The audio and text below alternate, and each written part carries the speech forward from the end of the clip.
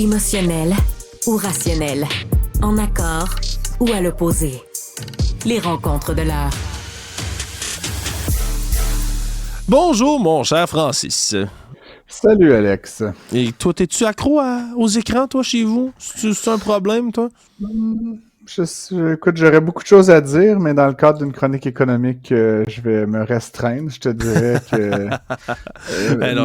comment dire? Non, mais l'idée de me priver d'écran pendant un mois mais hostile à la limite. Donc, Bon, voilà. ceci répond à cela. Hey, tu voulais me parler d'un dossier qui est dans le journal aujourd'hui, puis qui a une dimension là, à la fois judiciaire, mais aussi économique.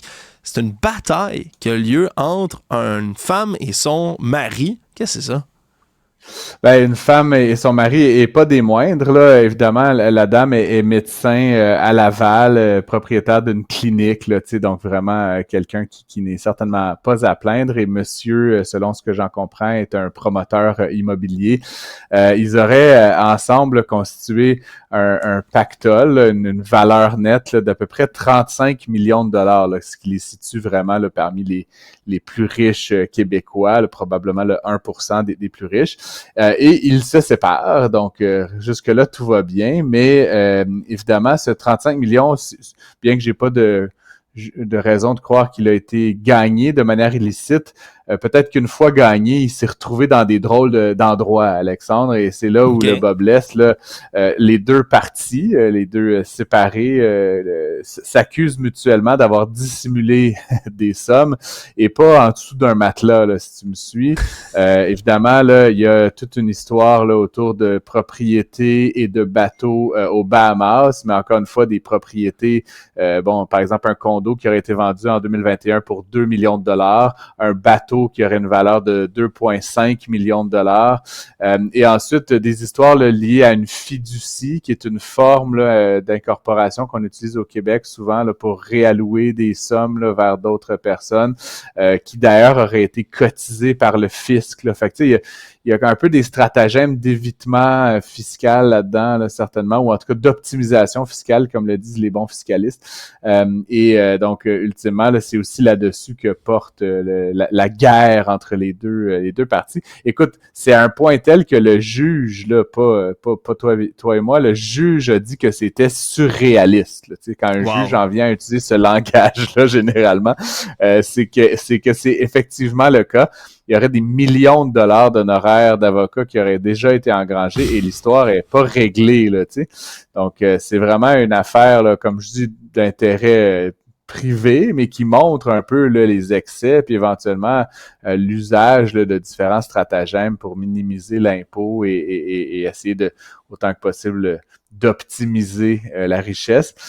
Dernier élément là-dedans qui a été dévoilé, c'est que la docteure là, Bessette, là, qui est nommée dans l'article, aurait aussi utilisé des stratégies qu'on dit de prête-nom, Alex. Essentiellement, c'est comme si tu vas au registraire des entreprises incorporer une entreprise, mais il y a un autre contrat entre toi et moi qui dit qu'en fait, l'entreprise m'appartient à moi. Et tu ne peux pas, dans les faits, disposer des actifs ou faire des emprunts sans mon autorisation parce que moi, j'ai ce contrat-là que tu as signé, qu'on a signé. Donc, tu es mon prête-nom, là, c'est-à-dire que tu agis exactement comme je le souhaite. Ben, il y aurait des arrangements comme ceux-là qui auraient été pris par la médecin, par la docteure Bessette. Et là où le bas blesse, c'est qu'en fait, elle aurait utilisé ce stratagème-là un peu pour contourner la réglementation autour de la détention de certains types de cliniques qui étaient interdites par le Collège des médecins. Oh. Et là, on sort de l'univers strictement fiscal, financier, plus dans une logique limite là, réglementaire, légale. Et là, évidemment, ce serait intéressant de voir la réaction là, du Collège des médecins suite à ce qui a été divulgué par le bureau d'enquête de Québécois aujourd'hui dans cet article. Ouais, on n'a pas tous le même genre de divorce ni les mêmes ressources à séparer, mettons, que ce couple-là. Hey, tu voulais me parler aussi, Francis. Je t'avoue, celle-là, elle m'avait échappé. Il y a un organisme d'Ottawa qui voudrait financer un rival d'Hydro-Québec.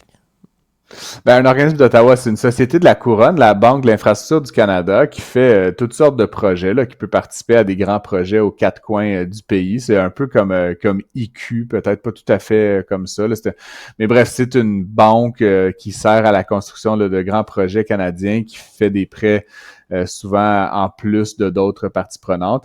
Eh bien, elle aurait pris un engagement envers une entreprise américaine là, qui s'appelle NextEra Energy Resources. J'ai vérifié, là, c'est une entreprise américaine, valeur boursière d'environ 150 milliards de dollars, là, donc c'est pas un petit joueur. Et essentiellement, ce qu'on découvre, en fait, c'est que cet engagement-là qu'ils auraient pris à hauteur de presque 700 millions de dollars, Alex, eh bien, NextEra, c'est l'entreprise qui avait tenté de faire dérailler le projet d'Hydro-Québec au Maine. Donc, c'est essentiellement la Banque d'infrastructure du Canada qui vient financer un rival d'Hydro-Québec. Et ce qui a été dévoilé il y a quelques années, là, c'est que NextEra avait dépensé 20 millions de dollars en frais judiciaires, en lobbying et tout, directement contre Hydro-Québec et l'État du Maine pour faire capoter le projet. Là, ils ont un projet de passer une ligne là, sous le lac Erie et pour connecter là, les systèmes énergétiques là, de part et d'autre entre l'Ontario d'un côté, puis ça irait jusqu'en Pennsylvanie de l'autre. Mais donc, il leur faut de l'argent pour ce faire et donc apparemment, la Banque de l'infrastructure du Canada serait prête à jouer à ce jeu-là. Autre élément intéressant, c'est que NextEra Energy est surtout connu pour ses centrales au gaz. Donc là, on se demande, tu sais, M. Trudeau qui a l'habitude de se draper dans la vertu là, et le bien-être de l'humanité, là, que pense-t-il du fait qu'un bras financier de l'État canadien vienne subventionner contribuer au succès d'une entreprise gazière? Ça semble un petit peu contradictoire au message là, de décarbonation, blablabli, blablabla. Donc, bref, il y a plusieurs questions qui sont soulevées. Tu peux t'imaginer que le Bloc québécois déchire sa chemise avec raison. Ouverte avec c'est une entreprise américaine qu'on finance avec notre argent d'ici. Je comprends pas la réflexion, je comprends pas la démarche. Ben, le projet, comme je te l'expliquais, c'est de connecter l'Ontario à certains États américains. Là, donc, c'est sûr qu'il y a un bénéfice pour le Canada. Là, c'est pas, on donne pas de l'argent là, pour un projet au fin fond du Texas. Là, c'est vraiment un projet. C'est en lien avec la mission de la BIC, très cohérent.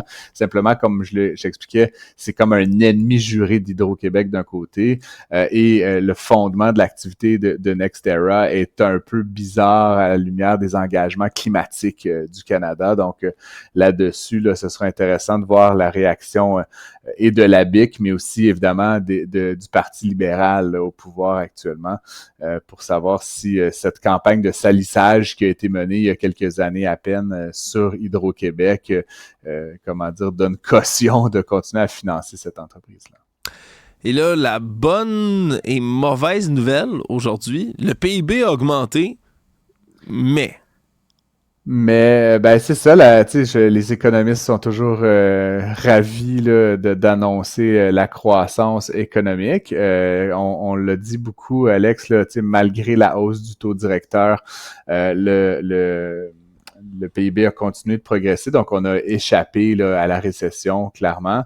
Par contre, le problème, c'est que ça fait 6 trimestres parmi les 7 derniers trimestres où la croissance de la population est plus rapide que la croissance du PIB. Donc, ce que ça veut dire, c'est qu'il y a la tarte est plus grosse, mais il y a moins de tarte pour chacun d'entre nous, ce qu'on appelle le PIB per capita est en légère décroissance. Ça se joue là à des points de pourcentage près, mais ça reste que le sentiment là, qu'on peut avoir dans certains ménages, là, dans certaines régions du pays, de ne pas s'enrichir, elle est avérée. Le pays s'enrichit, mais c'est via l'accumulation de nouveaux résidents et non pas un enrichissement de chacun des ménages dans le pays.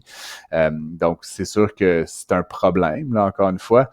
Par contre, toujours un bémol, tu commences à me connaître, Alex, des immigrants qui arrivent le premier mois, le deuxième mois, c'est normal qu'ils coûtent plus qu'ils rapportent. Ensuite, il y a un phénomène d'inclusion, d'intégration, de contribution au marché du travail et à la fiscalité. Donc, faut peut-être attendre un petit peu que cet impact-là se fasse ressentir. Je serais pas surpris de voir le PIB per capita repartir à la hausse là, d'ici 1 an ou 2, là, justement grâce à l'apport de ces nouveaux résidents qu'on a accumulés depuis quelques années. Francis Gosselin, gros merci. Ça fait plaisir.